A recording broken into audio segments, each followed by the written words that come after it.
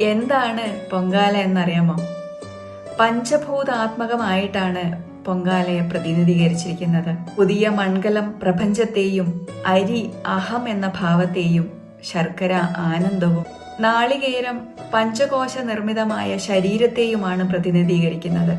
പഞ്ചഭൂതാത്മകമായ ഈ ശരീരം കൊണ്ടൊരു യജ്ഞം നടത്തി ശരീരത്തിൽ നിന്നും അഹം തിളച്ചു പൊങ്ങി നിവേദ്യമായി മാറുന്നു എന്നും പരമാത്മാവിൽ ലയിക്കുന്നു എന്നും ഈ നിവേദ്യം നമുക്ക് ജീവൻ നൽകിയ അന്നപൂർണേശ്വരിക്ക്, ആദിപരാശക്തിക്ക് സമർപ്പിക്കുന്നു എന്നതാണ് ഓരോ പൊങ്കാലയും.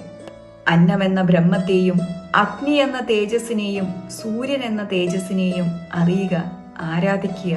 അതാണ് പൊങ്കാല. എങ്ങനെയാണ് പൊങ്കാല സമർപ്പിക്കുക?